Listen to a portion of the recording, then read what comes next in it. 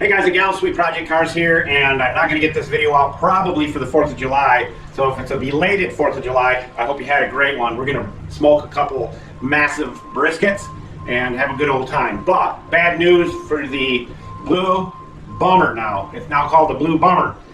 It decided, well, first off, let me ask you this question. When does your fuel pump go out? Stop the video right now, go comment, when does your fuel pump go out? I'll wait. Julio, tell everybody where all the tools are located. Buscar en el show más de la descripción del video para todas las herramientas. Thank you very much, Julio Cesar Chavez Rodriguez Jorge Johnson Thompson. All right, I know you went and commented. Well, it goes out when, one, you are in a parking lot with your dogs in your car, with groceries in the back, full of ice cream and meats, and it's 110 degrees. That's when it goes out. And you got to deal with mama because she gets agitated real quick if that AC is not blowing. That's not a good thing. The other time that your fuel pump goes out on you is when you just filled the tank to the brim. And that's where this is at, to the brim. I tried siphoning the fuel out of the filler neck, not happening. So I have to get underneath, do some fan dangling, get it down low enough to get a tube in there and suck out, I don't know, 20, 30 gallons of fuel. So if any of you mentioned that in your comment, that it happens when your tank is full to the brim, it was not good. We got it started again and got it back 4 miles, and now it's up here and we're going to do it. I'm sure the fuel pump has never had anything done to it, or the fuel filter, and it could be the regulator, but there's definitely no pressure. And it is one hot day here on the 3rd of July. We've got it up in the air on the awesome blocks. We left the jacks under the front. Don't have to. Those blocks are not going anywhere. They handle 1,500 pounds each. And the gas tank, nice thing about it being a Florida car is that the bolts and everything up underneath it are not all rusted. Now, if we were back in Michigan, it would be a rust bucket mess. And thank God it's going to be a little bit easier. This is what it does right now.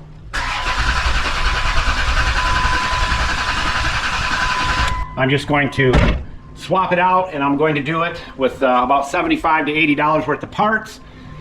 Never done it before on a vehicle like this. Don't need to if you got a few tools. It's pretty cut and dry. Get it so you can drop the tank down far enough, get the old one out, put the new one in, and make sure you always change the fuel filter if it's back there and you have to do this job. Okay, it is 4th of July and I'm multitasking 2 massive briskets on the smoker.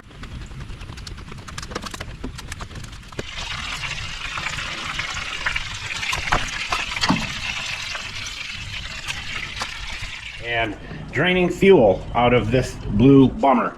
I had to release this here so that I could do this, that right there, take this hose off, that,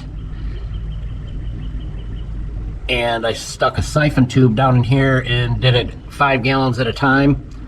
I got it. She is bone dry. The gauge says it's bone dry.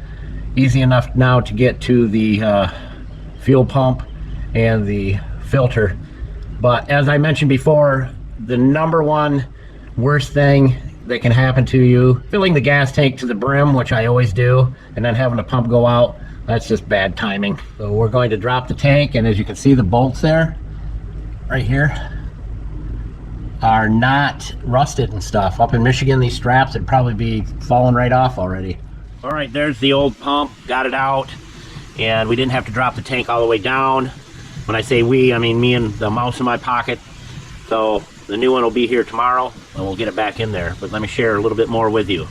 All right, so there's the tank. I stuffed a towel up in there because there's probably a quart or 2 of fuel in there to keep the fumes in. Went fairly smooth. Taking the filter out with the pump worked like a charm. The vent tube, if you drop the whole tank, you have to take the vent tube off, which is over here, right there. I'll give you a little hint. Messing with those clamps and doing all that, and the chance of cracking one of the tubes, because it's a 2002, it's old. No sense opening up a can of worms when you're doing a job like this.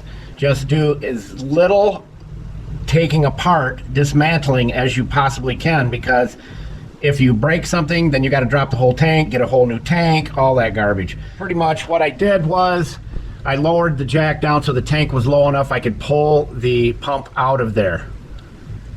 But look how nice those threads are up there, the threaded hole. For a 2002, you can do the job yourself, save yourself a bunch of money, and not have a whole bunch of rust to deal with. So once the pump gets here, we can slap this thing back together and it should fire right up and run like a charm. I just know what this would look like after about 3 or 4 years up in Michigan in the salt and chloride. It's kind of a pleasure. And I checked the pump, and it is a Chrysler pump made by Walboro, I think it is. How do you say that?